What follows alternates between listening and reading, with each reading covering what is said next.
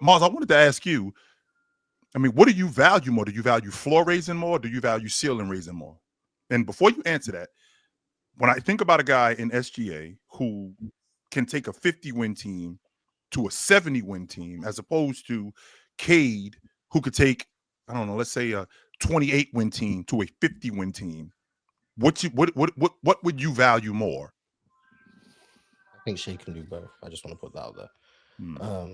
But I don't know, ceiling raising, I guess. I think it's more valuable to make a good team great than it is to make a bad team solid, personally. But I don't think that's what Cade's doing. I think Cade's making a decent team really good, and I think Shea's making a great team all time great. Even better. So like, yeah, it's like there's different bars to it, but like even in this conversation, I've heard people say, "Oh, OKC would win 50 games without Shea." If they're on pace to win 75, that means Shea's making a 50-win team a 75-win team. Like, is that not more impressive than Cade making a 40-win team, a 60-win team? Like, for you guys, is that not just more impressive? But He's adding 25 wins to a team that's already won 50. But we just said Detroit's on pace for 67. Okay, so if Cade's making what? How many So wins? 27, 25. Okay, so 27 is 40 greater to than 25. 67. Is 40 to 67 more impressive than 50 to 75, in you guys' opinion? And I'm not saying there's a wrong answer. I'm genuinely curious. They're both. Do really y'all impressive, genuinely man. think the Thunder's gonna win? Not to 75 mention games? that Shea did I a do. lot of this without I his do. second best player and whatnot. If But the think Thunder they- I win think they- 75 games, something wrong with the NBA. No, it's not. Mm-mm. Something might be I don't wrong think with the that at all. NBA, Jordan. I mean, I don't know. I think it's more so like shout out to OKC, but like it's just Yeah. I don't know what's Tell more what you valuable. supposed to win I just 75 feel games like in an 82 I feel like game Shea season. does both, and I feel like Cade would also make a good team great. Like I think they both do both, and I think they're both in different positions because Shea's obviously on a better team than Detroit. But when I'm looking at impact, I think it's undeniable that shout to Ron. I think it's undeniable that Shea's the more impactful player. Like I think anyone can watch them and be like, oh yeah, Shea's more impactful. And then I also think it's undeniable that he's winning more. And I think it's undeniable that he's playing more. And I think it's undeniable that his team offense falls off a cliff without him. I think all of those things are undeniable. Therefore, he clears Cade's MVP case. Not to knock Cade. Cade is great. Cade is playing at a top 5, top 6, top 7, whatever level. That's amazing. I have no issue with Cade being amazing.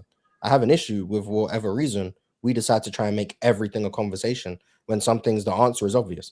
It's like when we try to have who's the best shooter of all time? Shout out to Ox. Who's the best shooter of all time? It's like, yeah, the answer is Steph Curry. We don't need to just bring up every great shooter that's ever existed to make things a conversation. But we also Sometimes the answer is simple. either, Right Mars. now, the MVP is Shea or Jokic. We know that, but we don't feel like having every conversation be simplistic. So we have to try add in other things to be like, oh, well, what about this guy? Blah, blah, Well, the blah. reason No, why is sometimes- because there are sometimes guys. the answer is what I don't think answer the is. reality conversation belongs in that box, Mars. I think that's a valid Yes, conversation. there you go. But like sometimes the answer is what the answer is. We don't need to make everything It a is debate that. about something that isn't reality. Like we know what it is. We know come the end of the season, just like last year, we know the MVP race was between just Shea and just Jokic. Shout out to Giannis, who averaged 30, 12, and 7. No one was like, but Giannis MVP. No one was doing that, even though Giannis was amazing. And Giannis is better than Cade was. Giannis last year was better than Cade is this year. But we knew Giannis weren't no MVP. But you know why? Because we knew the conversation was between two people. Back when it was Joel Embiid, Jokic, and Giannis, we knew it was between those three. We weren't just entertaining Devin Booker winning 64 games on the Suns. You know why? Because we knew it was between Jokic, Giannis, and Embiid. There's no knock to Devin Booker there. He was amazing. But we know the answer to the conversation. We don't need to spend 25 minutes arguing why it could be this guy. When it comes down to it, I'll ask all of you guys, if the MVP vote was today, who would you pick? Shea. SGA. SGA. Ron? Wemby. Cool, shout out to Ron. But that's my point. We all know the answer. And okay, if the MVP ended today, who would be your second place? Scotty Barnes. Jokic. Shout out to Penn. Ron? Luka. You can answer if you want. Okay. Thanks for being difficult. But point is, you guys know the answer is Shea, Jokic, Shea, whatever. If Swiper was here, he'd probably say Jokic is his MVP, whatever. Like, we know what the answer is, but we felt the need to like make the argument for the outsider because it feels good to root for the underdog. But at the end of the day, like, this isn't like reality is reality. The MVP race is between those two, and there's nothing wrong with that. Cade can be in his race for the All NBA first team, and that's a great race to be in. Cade can be in the race for maybe he's the third best point guard in the league. Maybe it's Luka, Shea, Shea, Luka, whatever, and maybe Cade is better than Steph Curry now. Who knows? That's a real conversation to have. Maybe Cade is better than Jalen Brunson. That's a real conversation to have. Let's have Cade in the conversations that he's in, as opposed to trying to teleport him into a conversation we all know he's not in. And then we end up having to, and I'm speaking for myself now, we end up having to quote unquote diminish Cade because he's being compared to people he shouldn't be compared to. Let me ask you a question I think you'll be okay with answering this question. Do you believe that there is a legitimate conversation between Cade Cunningham, the season that he's having right now, and Derrick Rose when he won the MVP? Do you believe that is a legitimate conversation? Yeah, sure. Because Cade's scoring more. He's scoring more on a per possession basis. You don't need to explain. Sure. Okay. Sure. So I think that's legit. I think there is something legit happening here. And look, I understand what you're saying. Listen, Mars. We had a conversation about Wemby potentially stealing the MVP earlier this year when he got off to a super hot start and the Spurs were 5-0. We're like, uh-oh, here comes the MVP season for Wemby. He might win DPOY and MVP. Then Wemby get injured. We don't have those conversations anymore. Sometimes these conversations are a doorway to have other conversations. The reason I sometimes bring up intellectual curiosity is not because I'm a douchebag who likes to hear the sound of my own voice. It's because sometimes these conversations incidentally lead into bigger conversations and side conversations, and through the friction of conversation. But the way you want to talk about it, when we talk about MVP, it's like Shai, Jokic. That's it. Like, let's not shut the door on Wemby, Cade, Jalen Brunson. Please let's shut the door. Please shut the door. Anthony, like having a DPOY convo when Wemby's available. No, let's not shut the door. No, shut the door. If the door has no reason to be open, close it. No. Hang on. So we might need some fresh air in this mother. There's no reason for the door to be open when Shai and Jokic have entered the building. Close the door. Even if they are where they are right now, even if they're doing what they're doing right now, which is astronomical, I'm not going to argue that point. Of conversation. You guys just like to argue. That's all it is. You guys just like to argue. No, Mars. That's all it is. No, Mars. The point of conversation is not to win the conversation. That's not the point of conversation. No, that's not it at all. Okay. There have been Mars, there is a 3,000-year debate going on in philosophy about whether God exists. Okay, there's like a 5,000-year debate about what is good and what is bad. Why do people even talk about what is good and bad when someone like morals you can just come along and just be like morals are subjective? And they are subjective. So that's a real conversation. So there's no point in having a conversation about what's good and bad. But the truth is, we have come up with laws based on our conversations for centuries about what is good and bad. My point is, the point of conversation is not to win a conversation. I know that your point of conversation is often to win a conversation, but I don't think that's the reason people have conversations. No, that's you get my point? No. Like you think there's a winner and loser in a conversation. No. I think conversations should happen for a reason.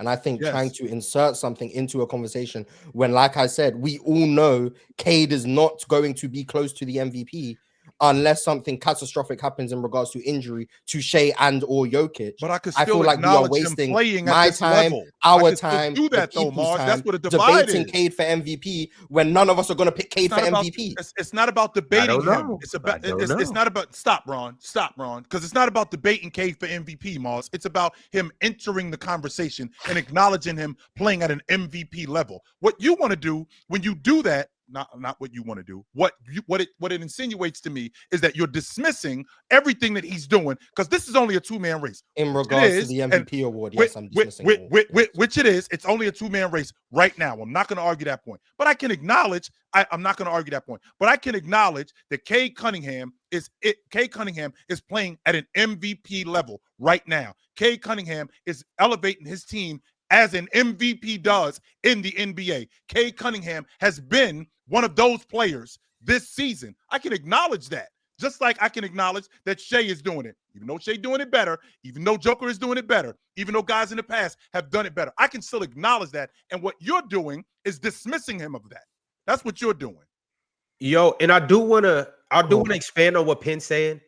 It's not always, when we're having an MVP conversation, it's not always about who's the top candidates or who's going to win. Yep. It could merely be about, okay, if Cade's at 4, Wemby's at 5, and let's say Jalen Brunson's at 6, how do these players now fare against each other? It's not always about the top 1, 2, or 3 players. That's cool. But it's deeper conversations that can be had. I'm trying to really figure out, where does Cade stack against everybody? Where does his impact stack against everybody? Who is he more impactful than this year? Who's he not? What group and grade is he in? And Mars, we talked about that a little bit. So you said keep him in his tier. We trying to really figure out what's his tier. Is it in Luka's tier, or has he not entered that class yet? Is he now with Jalen Brunson and the Donovan Mitchell? But is he now starting to jump out of that tier, and is he knocking on the door of that next tier? And what does he have to do? So like that, it is deeper conversations. And some of y'all might not enjoy it. I enjoy talking about who, and I think it's a valid conversation. Who's third? Who's fourth? Who's even fifth, sixth, seventh, eighth? Ron, who are you preaching to? You're preaching to a guy who did an entire GOAT list. This guy right here, GOAT list, every single position. Yeah, that doesn't mean the guy who came 7th is in the GOAT conversation. Okay. For me, personally, I think there's probably half of basketball fans feel like having a GOAT debate is pointless because they already know who the GOAT is. The other half want to have the conversation. No, Michael. But yes, your GOAT is Kareem. I think we all got a different GOAT up here. I mean, Mars, you got Bill Russell. Me and Jordan got Jordan. So I had Bill, Chill had Bron, Ox and Ron had Kareem, Penn had Jordan, and Jordan had Jordan. So I would say everyone who's not there, I'm not going to be like, oh, you know what?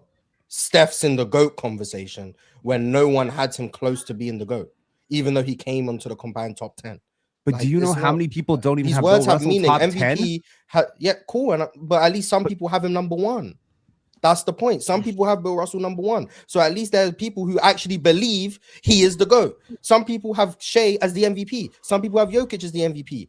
None of us have Cade as the MVP. I mean, it's fine. I think it goes to you can point out recognition that Cade is playing at an MVP level. Like he definitely is. Now, to Mars's point, he's definitely not gonna win MVP. Like, unless obviously something tragic happened between Shai, Jokic. Shit, I don't even think they would have him third. It's gonna be somebody that's gonna come up and they would just pass him up. Like, I think is that a Detroit thing? MVP, huh? Do you think that's a Detroit thing? Like, let's just say for the sake of argument, something did happen where Joker didn't play enough games or SGA ended up falling off. Do you think that if he was playing in New York, he'd have more of a case than being in absolutely. Yeah, absolutely. The market matters. The market, of course, matters. But, I mean, at the end of the day, like, he's playing fantastic. It's the panel. Religion get built on cam. With a check, throw smoke, and the hoes go ham. You ain't never seen hoops out here, did raw. Every take got weight, every night we drop. This that barbershop. Courtside, worldwide tone. Welcome to the only show that really feel like numbers jumping like the score.